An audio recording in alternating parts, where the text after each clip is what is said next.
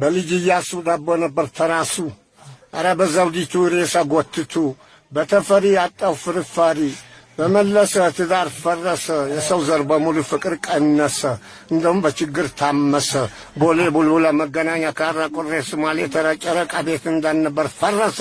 በታምራት አጣሁራት በመንግስቱ ቅቤ ጠገበ ድስቱ ለጋሶ ጊዳዳ አተረፉን ተከባድዳ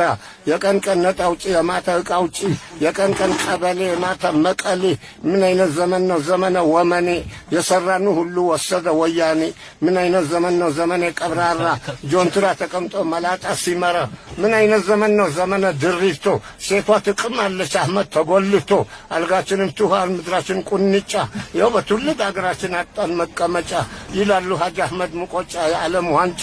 አሜሪካን በአውሎ ንፋስ ቢንጫጫ አይቀርም በርጫ እንኳንስ በርጫ ዘንድሮ ረመዳን አጥተናል የሾርባ መጠጫ አላቸዋል። አሁን ተኩስ ወደ ጨርቆስ ግፋ ወደ ጎፋ 100 ብር ካለ ግፋ 50 ብር ካለ ግፋ ውፋ ከሚደፋ ተባብረን እንንፋ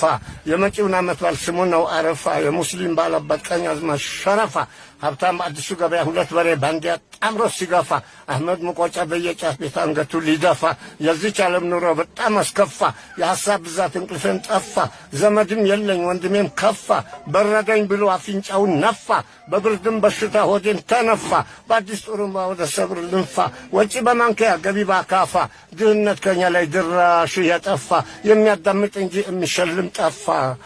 ትልቁ የሙስሊሞች ሸር አሁን ዋናውና ዜና እናሰማለን። ቅድሚያ ርዕሰ ዜና በዝርዝር ነው።